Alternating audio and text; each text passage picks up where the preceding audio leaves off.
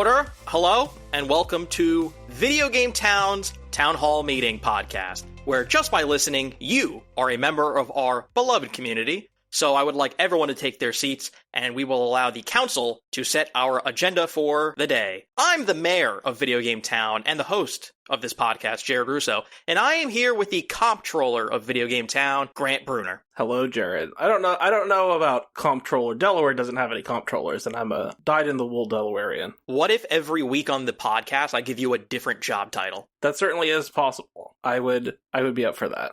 Because you do wear many hats for the site. Auditor is probably what we have, is I think is the Delawarean equivalent of comptroller, is we just call it an auditor. I'll give you the hat of mayor next week. It doesn't really matter. I am something of the auditor of the website, if you will. It's a fitting role. Okay. The editor-in-chief audits your insane lists to make sure that there's content in there. My nutso articles that I love writing, which half of them are weird rants. I'm like, wait a minute, this list of guns is taking way too much from the budget, or the town budget. Yeah, the town is buying too many guns for the army. I think today we are going to sweat it out in this hot, sweaty, steamy summer that we're getting into, and do a temperature check on the industry. And what I mean by that is, Summer Game Fest 2025 is presumably over by the time you're listening to this. The Switch 2 is out by the time you're listening to this. Those are pretty big deals, because this is the classic patented E3 window of game reveals for, the end of this year. And a console launch is a big, big deal. I don't know. There's something about it that's very odd this time around. Something feels off. The vibe is weird. Am I wrong? Well, the vibes have been weird, honestly. I don't think it's like, oh, the vibes are weird now, only now. The vibes have been fucking weird. Honestly, the vibes have been weird since before COVID, right? 2019, the last E3, and people were like, woof. There's nobody on the floor. A bunch of companies are pulling out. It feels like shit has been weird for the E3 slot since 2019, at least. I think I agree with you, but at least there was some sense of normalcy in comparison to, 2020 when, Oh, sure, where everything melts down, sure, yeah, of course. For Take at the time was like, whew, E3 sure did dodge a bullet by having COVID, because if they were trying to hold a thing directly after the 2019, people would be like, should you even exist? I mean...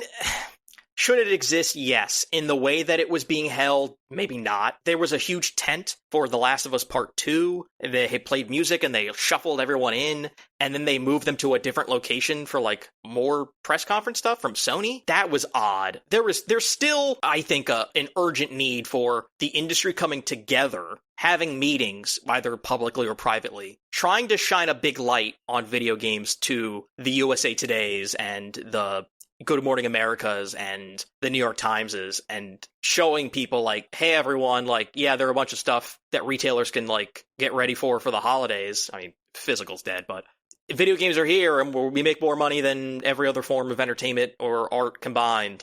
We matter. And every company selfishly just went, nope, too much money. Never mind. We'll just put it in a YouTube video and only we matter. No one else matters. Industry doesn't matter. We don't care. I am just very skeptical that is the case anymore. Maybe I could buy that in the 90s and aughts. I just don't think since the 2010s when, Nintendo just started doing directs, I just don't think it's necessary anymore. And listen, I love it. As a communal thing, it's rad. And I think it's great, and obviously you and I are fans of the Giant Bomb Lockdown, etc., etc. And as a time and place for people to get together and do stuff, great.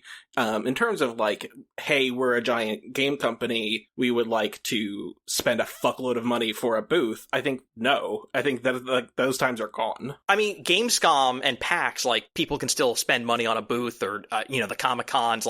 That's just marketing. There was something important to me about having a bunch of journalists, which that no longer exists. Everyone is now just an influencer. Journalists were there to play the demos and interview people, and devs would meet in elevators and come up with Kingdom Hearts when a Disney person and a Square person had a chat. You know what I mean?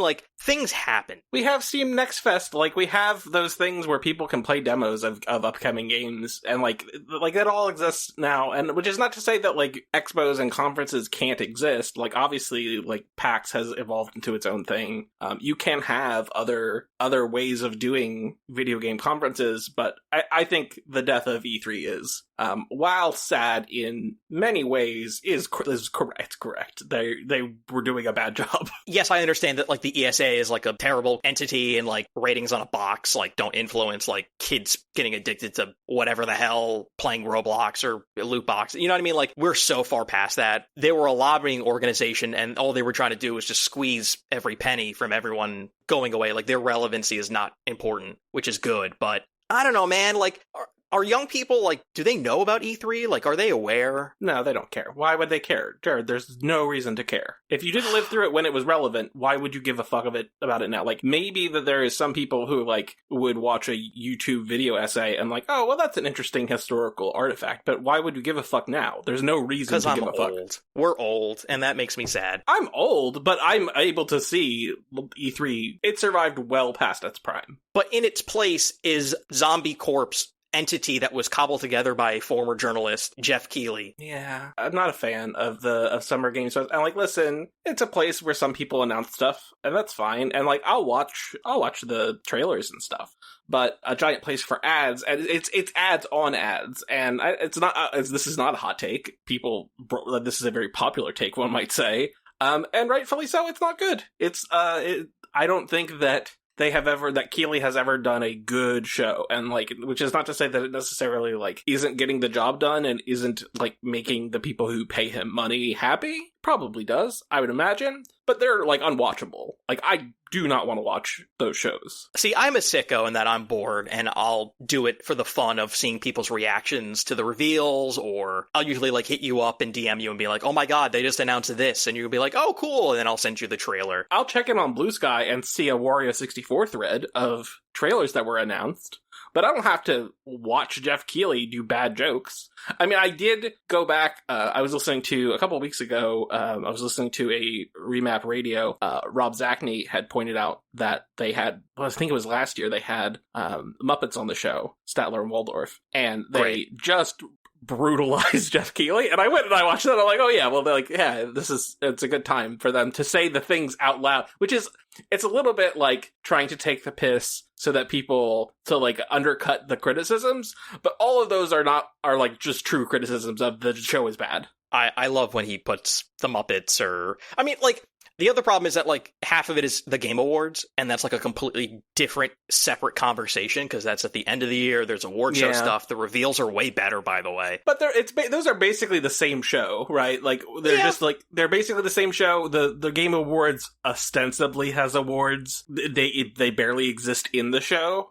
So it's like, it is mostly an opportunity to sell you stuff, and then announce video games, which is also selling you stuff. There are some speeches and some musical performances and some fun bits, but for Summer Game Fest, I looked at last year's list of what they showed. Mm-hmm. Grant, what a graveyard. It's a lot of stuff that came out, and most of them were like good or okay. I'd say a lot of it was indie, a lot of it was from smaller studios or studios sort of like on the rise from Korea or China, which is cool. But for me, like, the biggest thing, other than like Monster Hunter Worlds, Wilds, whatever the new one was, that was like their big ending finale. For me, the only thing I was like, oh yeah, that's right, is they showed off the Mighty Morphin Power Rangers like 2D side-scrolling beat-em-up game, and everyone was like, whoa, they're making that from the people who did the Turtles one. And everything else was just like, this got a release date, like this got a little more footage. That's the best they could do. I'm looking at this list on Wikipedia for 2024. It's not great, because a lot of that stuff was already announced or shown. Yeah, I mean, like, Dune Awakening, that seems cool. Hey, they made another Fatal Fury game, that's weird. Honkai Star Rail did fine. Kingdom Come Deliverance 2, I don't know if this was the announcement or just like, here's some more footage, but that game, people love that game. I think most of them are just like, here's some more footage, or here's the first gameplay footage, which is nice. Don't get me wrong, I'll take gameplay footage for whatever, but like, the DLC's out tomorrow for Alan Wake. It's like, you and I care, but... And then you want second year content of Street Fighter 6, and it's like, okay, sure. I mean, I'm a sicko and I love that, but even I wouldn't, like, that's like, why not just wait until like a big tournament like CEO or EVO like in a month or two? I don't know. I understand these companies like want to get in front of as many people, but it just seems like it's a lot of the same. It's like Remedy, Capcom, maybe a Square thing, maybe a Sega thing, but like Microsoft is like They're going to do their own thing. And Sony was going to do their own thing, and Nintendo will do their own thing. There will be big announcements in the summer, be it June, because I know there's been lots of talk about a Sony show. I think Microsoft already has their show on the books. And then I think there's also been talk about Nintendo. I don't know. I don't think the Sony stuff is public yet, but it's been heavily rumored, the Nintendo stuff. They're putting out a console, like, I think the day Summer Game Fest starts. They will be showing their games whenever they want. They'll be making whatever they want. And we're going to eat it up. Eat your slop, little piggies, because the Switch 2 is coming. That's fine.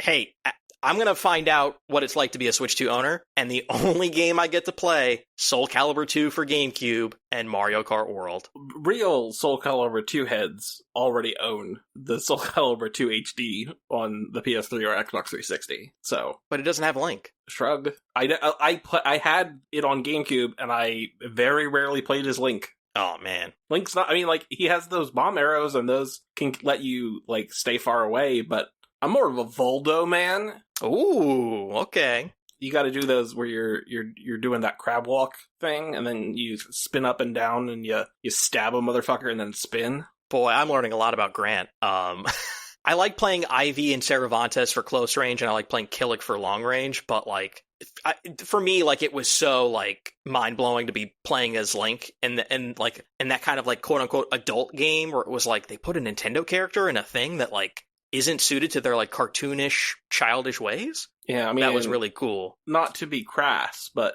Taki and Ivy have their whole chests out next to Link. Link is right there next to, like, Jiggle Physics. He's growing up. He's a growing boy. Growing before our eyes. Yeah, dude, this console launch, it goes against everything we've ever learned about a console launch.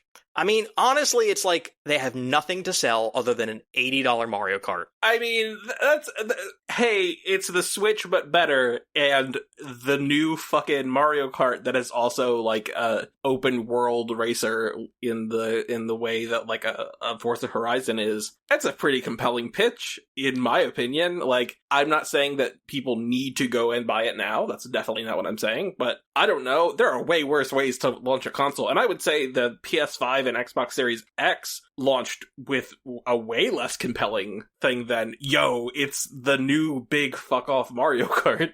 Yeah, but this is coming at like a really weird time. It's like I can't remember a summer launch ever. Didn't the Switch 1 come out in early March? The first half of the year? Early March. That's not summer. Whatever. What is that? Why I don't know why summer matters. Kids will be off. Kids will not be out of school and be able to play the Switch.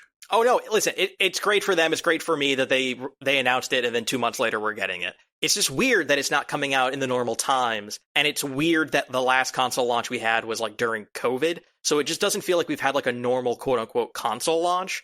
And I don't mean that in like you and I are gonna, camp out of a store, do a midnight launch, but like absolutely not. It's the first time Nintendo, like, I have an account. My saves and my games transfer over. So it'll just be re-downloading the things I had on the Switch I'm staring at right now. It'll be the same online service, so, I'll have access to the old games or whatever. And it's like, we've never experienced that with Nintendo where we have with PlayStation and Xbox. Yeah, there was a little bit of it in the Wii to Wii U, but it was in that extra level of Nintendo jank of like, well, the Wii shop still exists and you can use it and you can play all those games on your Wii U, but the Wii U shop is a whole separate experience. And that was also SD to HD. They are like this elephant that no one can like seem to move in the direction they want. The elephant just wanders in a off direction and says like, fuck you, all we're having for now is Mario Kart. Like, we will show you literally other games later in the year. We cannot be bothered to show you anything besides Mario Kart because it sold 60-something million copies. Who are the ivory poachers in this scenario? Is it the Saudi royal family? Unfortunately, I think that is probably the best example of the poachers, yes. Okay. Just trying to follow your metaphor. So I'm writing an article for the website in which I'm sort of going through E3s of literally every year of yesteryear. And I'm just thinking a lot about like this time in our lives when we would take days off and just watch in amazement at Miyamoto coming out with a Master Sword.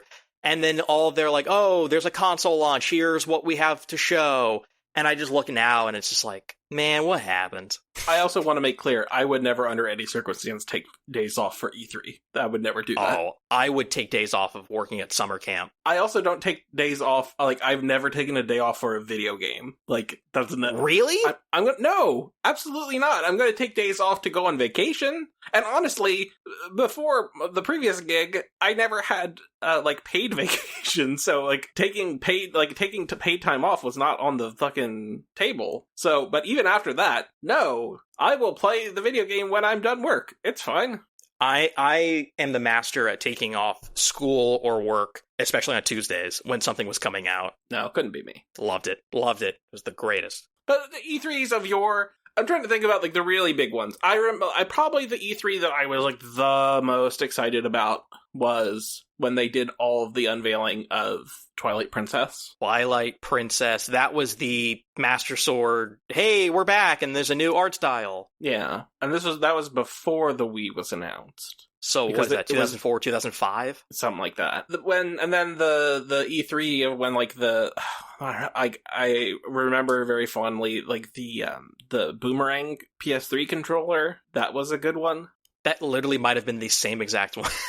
That might have been the same year. Maybe, but that's also, like, very memorable. The next, like, most memorable would probably be the E3 where back-to-back the Xbox One and the PS4 were announced, and Sony absolutely went ham. Just the biggest, like curb stomp that maybe a company has ever done in my life in the realm of video games, of really sticking the knife between the ribs.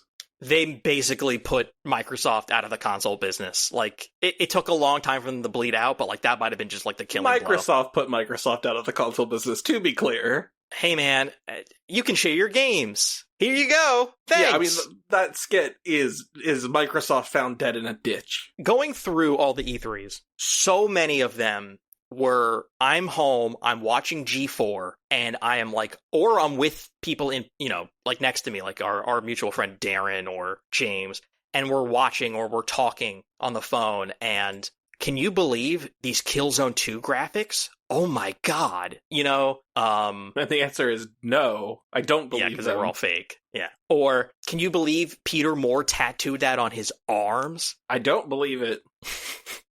But, like, these are the moments where everyone's like, oh my god, Watch Dogs? Like, what?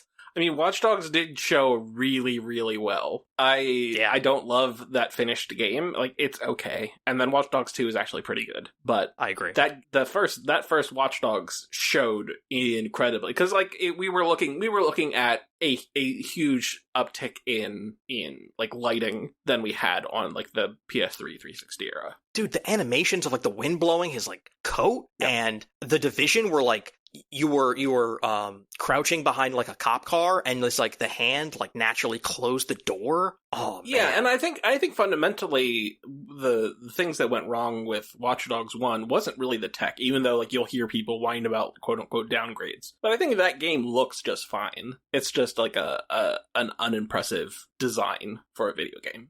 Remember Agent from Rockstar?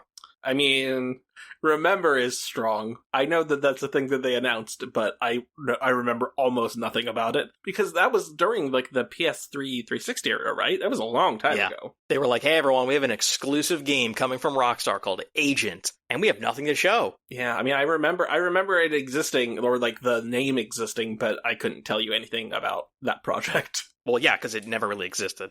It was Fugazi. Like, E3 is a fun time, and I think a lot of, like, the fun stuff is just, like, the reports of people playing games, or having just a bunch of people kind of all in one place, and that's real good. A lot of the stage shows, I think there are a handful of like, really big, like, Ridge Racer moments. Like, there's a handful of those, but most of the time, like, it's a corporate thing. Like, it's where companies go on stage, and I mean, before it became, like, full-on consumer media, it was like, let me tell you about our profits and losses. Here's I have a PowerPoint deck for you.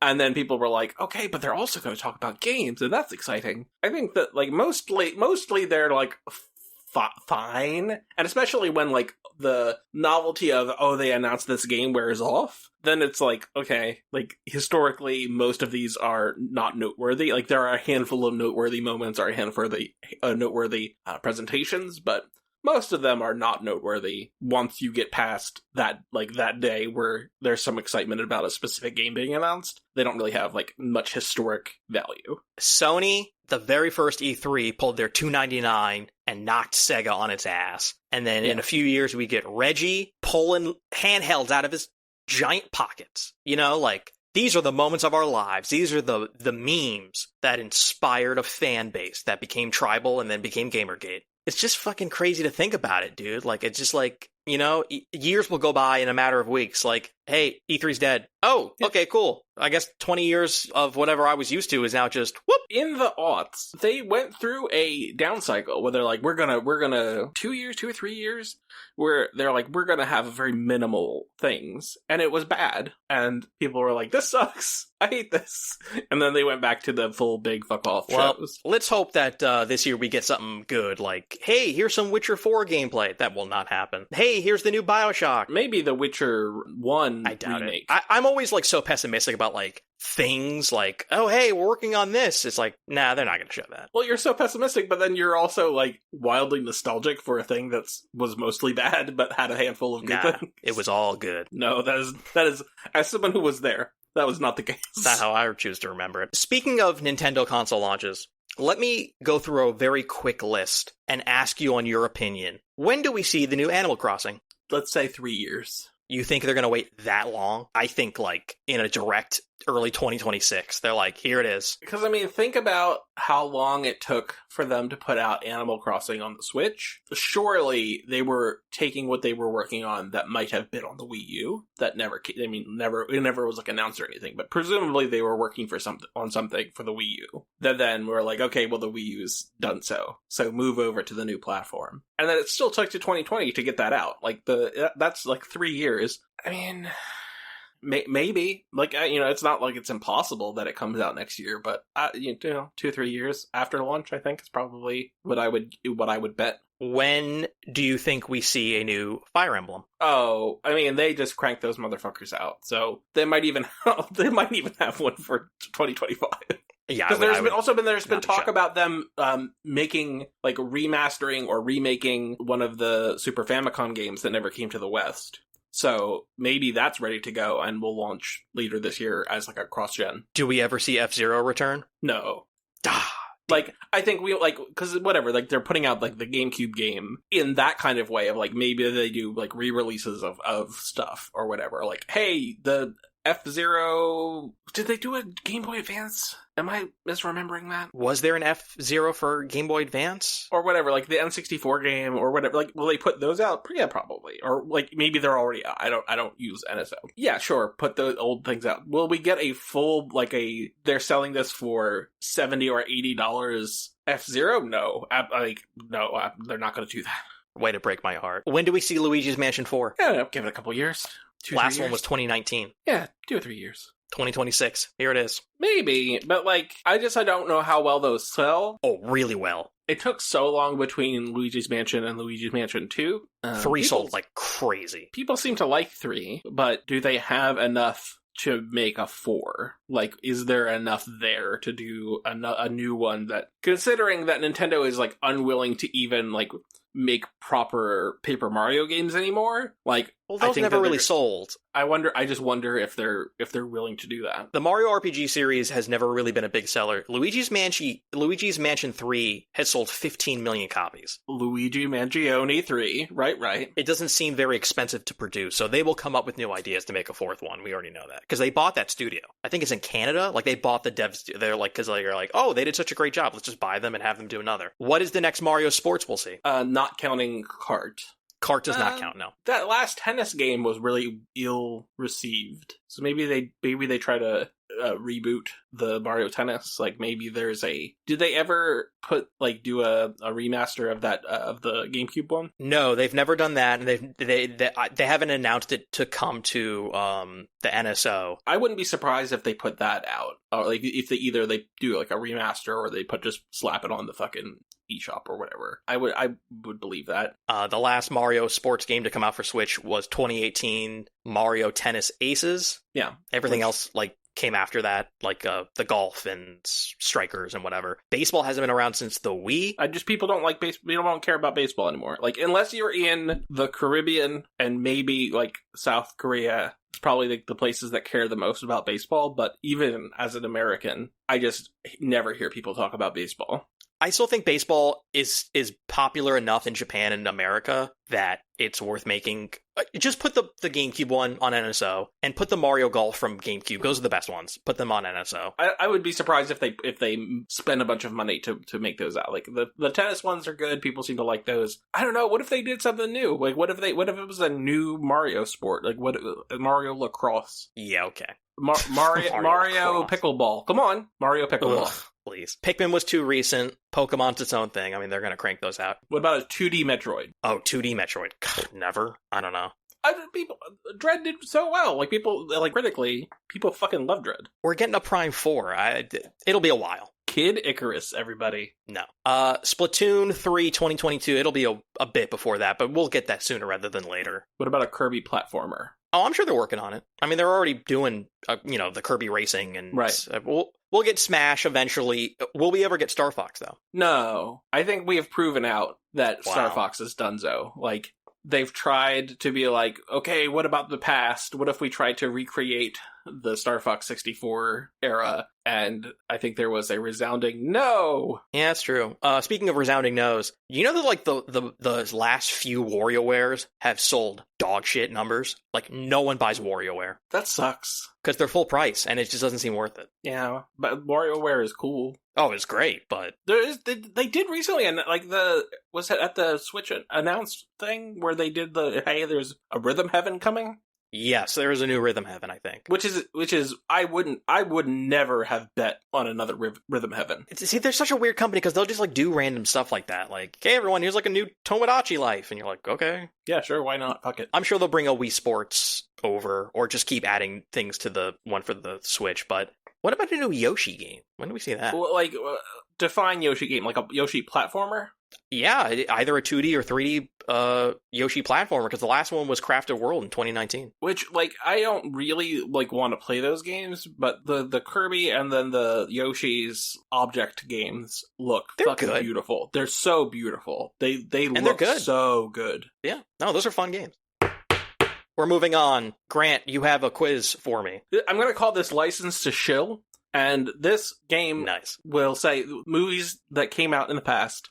I want you to tell me, did they have a video game adaptation or not? And if they did, what platform or platforms did it come out in? Did it come out around when it released, or was it hilariously later? Is this going to include Avoid the Noid? He Ruins Pizzas? I feel like he had a game for Genesis or SNES. Yeah, but did he have a movie? Did Pepsi Man have a movie? No, but I remember Pepsi Man. Yeah, so these are movie adaptations. These are licensed games. The first one, Hook, the 1991 Steven Spielberg sequel to Peter Pan. I feel like I had Hook for NES or SNES. I remember that cover being on a cartridge. The 1991 sequel to Peter Pan had multiple game adaptations, including a platformer on the SNES, a beat-em-up in arcades, and a point-and-click adventure game on home computers. Yeah, that one I remember owning. Yeah. How do you feel about Hook the movie, though? It probably doesn't hold up at all. The general consensus seems to be pretty thumbs down on Hook, but I remember so the context is, I was very obsessed with Peter Pan. That was kind of my movie when I was a little kid. And not just the Disney Peter Pan, but also the Mary Martin musical adaptation. I was really into Peter Pan as a little kid. And so Hook being a sequel to Peter Pan, I was all up on that shit. I think people love that movie because it's bad now. Rufio. Not in an ironic way, in an endearing way. The next one, Scary Movie. Was there a licensed game for Scary Movie? No, because I would have bought it, because I was there day one for all the Scary movies. You're right. Scary Movie, the 2000 Keenen Ivory Wayans comedic send-up of 90s horror, did not have a licensed game. Okay, but what about the movie that it's largely parodying, Scream? My gut says no, but my brain says there must have been at least one attempt at something, but I cannot picture what it is or what it was on. So what is your answer? Yes or no? No. You're correct. The 1994 Wes Craven horror film did not have a licensed game, but Scream 4, or Scriform, had a 2011 mobile game, and Ghostface has been featured as a guest character in other games. Yeah, in Mortal Kombat, and I'm sure Dead by Daylight. I want to say COD, too. Yeah, that sounds about right. Do you remember the period of time where they made The Godfather and Scarface and stuff into, like, PS2 GTA clones? I do, and I thought about adding them to the list, but I'm like, he's gonna remember those. He's like, those were too notable at the time for him to forget. So I didn't add Sopranos, Godfather, Scarface. Yeah. I don't remember a Sopranos game, but you know what they should have had, and I feel robbed that we didn't get it, a Sopranos Telltale game. That would be incredible. Whoa! No, cut that out of the podcast. We have to sell that to someone. Yeah, come on, David Chase, give me money. Beowulf. That sounds like an Xbox 360 like movie tie-in game, like King Kong. Exactly. Beowulf, the 2007 CG abomination from Bob Zemeckis, had tie-in games on the 360, PS3, the PC, and the PSP. It's exactly what you think it is. A real Dante's Inferno kind of God of War knockoff or something. Well, let's not say things about Dante's Inferno that we can't take back. I think you can definitely criticize Dante's Inferno, but it is not Beowulf the movie, the game. No. Dante's Inferno was good. It's Beowulf. Seems awful. Dante's Inferno is fine. Yeah. What about Elf, the Christmas movie Elf? I'm sensing a Nintendo DS 2D side-scrolling platformer. This, you bang on. Elf, the beloved 2003 Jon Favreau Christmas movie, did have a very bad GBA platformer in 2004. Nice. What about Indiana Jones and the Kingdom of the Crystal Skull? So a game based on that movie. Yes, not any Indiana Jones game. This. And mind you, this is 2008, so you do have to keep mobile games. Did they put out some shitty iOS game? That's the question. This was the era of the early MCU where they did make, like, a Captain America, the first Avenger game, and, like, Iron Man 1 as a game.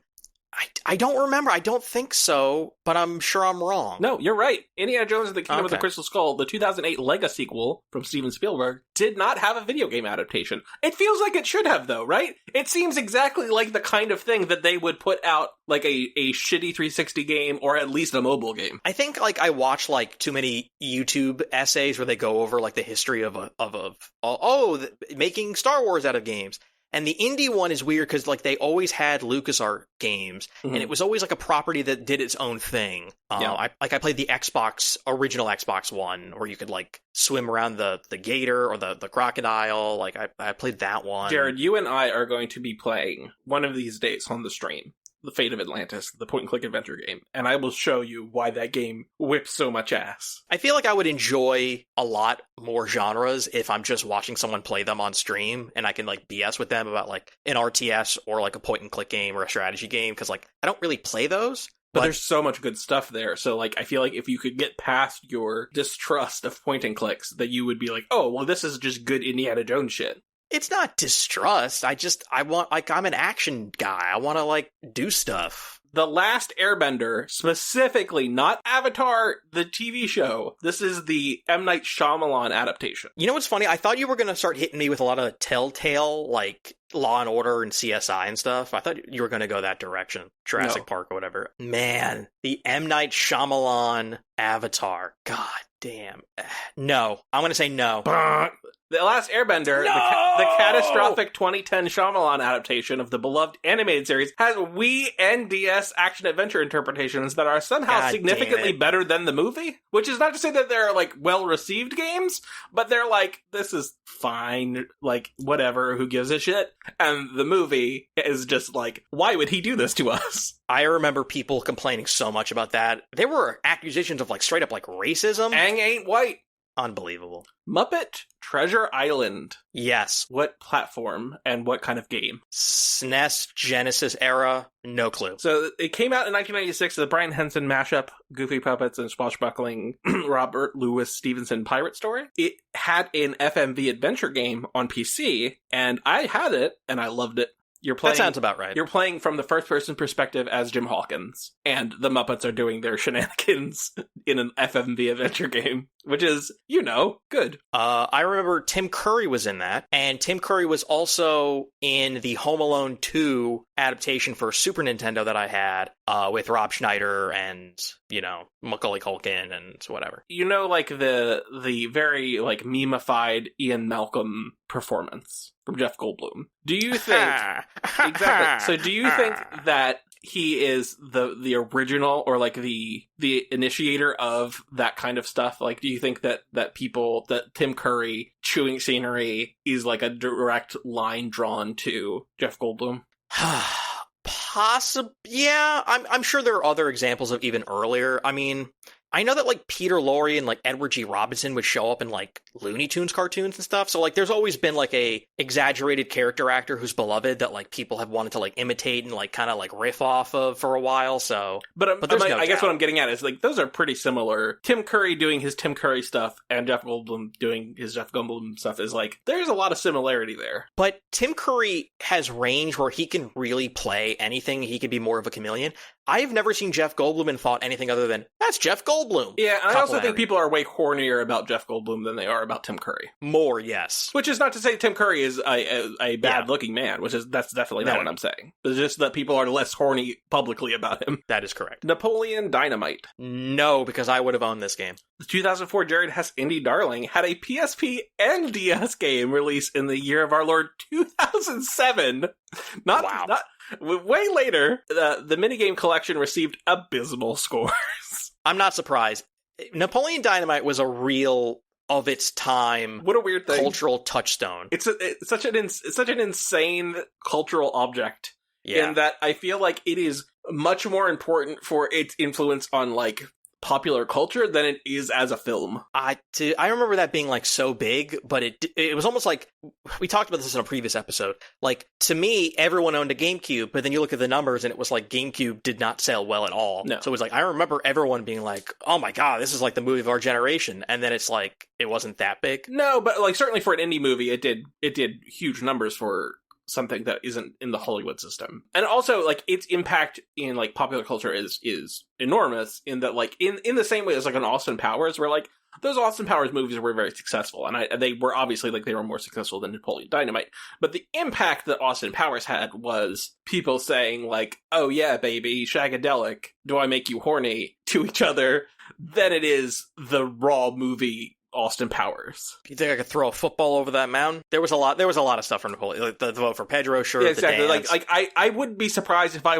like, went to the mall and saw someone with a vote for Pedro shirt now, today. Pauline, get your dang quesadilla. Porky's. Oh, there had to be a Porky's game in like the Leisure Suit Larry mold. Porky's, the 1981 horny comedy from Bob Clark, weirdly got an Atari 2600 and Atari 8-bit release in 1983. Yes, it replicated the notorious shower scene. Yeah, I had a feeling there would, yeah. If you want to see pixelated boobies on the Atari 2600, check that shit out! The Scorpion King. Oh, you know there had to be a PS2 beat-em-up brawler type thing for the Scorpion King. You're right. The 2002 Chuck Russell spin-off of The Mummy received 2 different game spin-offs in the year of its release. The Scorpion King Sword of Osiris on the GBA got middling reviews, but the Scorpion King Rise of Akkadian on the GameCube and PS2 got absolutely trashed. Man, those Mummy movies were so big. The Mummy is extremely fun. Yeah. And the CGI for the Scorpion King is fucking terrible. And, like, it's famously bad. It's infamous. It's 2002, years after The Phantom Menace, like a decade after fucking Jurassic Park. I'm not saying that they would have made something that is perfectly photorealistic, but you could have had a competent CG thing, and they did not. No, because it was about budget and time, and they didn't have a budget or enough time. I also probably didn't care. Yeah, I'm sure that they're just like, fucking whatever, who gives a shit? Because kind of it was before The Rock. Not to say that The Rock didn't have some level of fame. He did, obviously, like wrestling and yada yada yada. But he had not become a mega star yet. He was just famous. He was not a movie star, capital M, capital S. He was the most electrifying man behind a microphone back in the WWF days. No one even came close. And it was so, like, brain dead obvious he was going to become, like, a big-time actor. But I don't think he's done anything as good as when he was, quote-unquote, The Rock for when he was a wrestler. Like, he had the crowd in the palm of his hands, man. He was so good. I have to tell you, during my honeymoon, we went to Las Vegas, and then we took a bus from Las Vegas to the Grand Canyon. The Grand Canyon's great. Everybody should go see the Grand Canyon. It's incredible. But on the way back, the tour guide, who, mind you, I was not, like, once we got to the Grand Canyon, I was no longer with this tour guide. We had checked out and we had just gotten back on the bus. It's basically just, this is a bus that will take you to and from the Grand Canyon. During it, she forced us to watch, all of us adults. I don't even think there were any children. The Rock did a terrible movie where it's like, he's a football player, but he has a child now, ? And it is the worst drivel I have ever seen in my life, and I am still mad about it. What was it, like the babysitter or the pacifier or something like that? Something like that. But it is a situation comedy, kind of like a Big Daddy, but Big Daddy is not great, but it's fine. This is like Big Daddy, but The Rock's there, and it is wildly unfunny. Just deeply unfunny and trite and fucking really bad, and I'm still mad that I was forced to watch it on a shitty screen on a bus back to Las Vegas. The game plan? Yeah, the game plan. Sounds right. Yep. And it's like, she wants to do ballet, but he likes football, ? That's the poster, and that shit fucking sucked. Yeah. Did it get bad reviews? Because it should have. He was also the Tooth Fairy. Oof. But he was really good in the other guys, and Reno 911 the movie, and The Wizard of Oz, our last of this round of licensed show. There is a pinball machine, and I know because I've played it. I'm not counting that as a video game. Like, I'm sure that there's also, like, a Monopoly Wizard of Oz. Yeah, but I mean all that. I can't think of a single thing unless it's based on the James Franco, like, Oz the Great and Powerful, but even Nope. This is the Wizard of Oz, the Victor Fleming 1939 film. I'm sure you're going to tell me there was an Atari or arcade game or something. I don't remember there being anything like that. The Wizard of Oz, the classic from 1939, did in fact have a 1993 platformer come out on the SNES over 5 decades after the film release. I'm looking up footage of this right now because there's no way.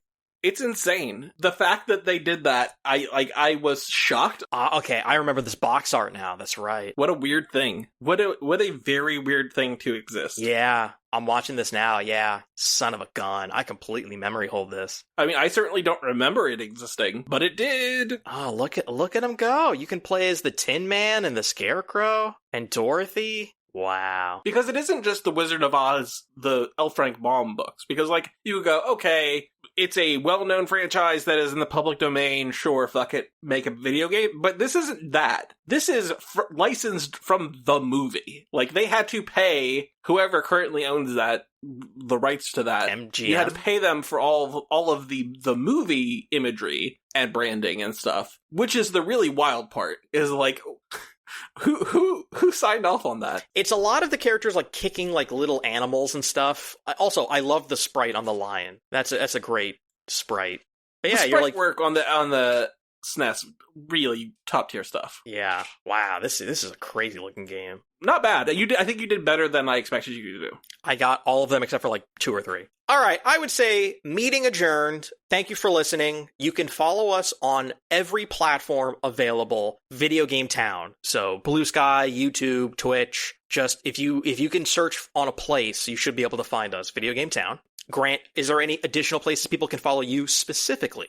You should just go to videogame.town, find everything that you and I are writing. You should go to our Twitch, which is twitch.tv/videogametown, and see what we're playing. By the time this comes out, we'll definitely be streaming and having all that good stuff. On Blue Sky, we're videogame.town. On YouTube, we are at video-game-town. And then on Instagram, we are at Video Game Town. But you can find everything at videogame.town, and that includes our work, our podcasts, our streams, our videos, all of that good stuff. Videogame.town. If you want to find me specifically, I'm just at Jared Russo on everything, but I would imagine that there's going to be nothing there except for me promoting the work from the website. So just follow the website, honestly. You'll get everything that I'm working on. So this has been a ton of fun. Thank you for joining us, Grant. We will see everyone next time. Goodbye. Bye-bye.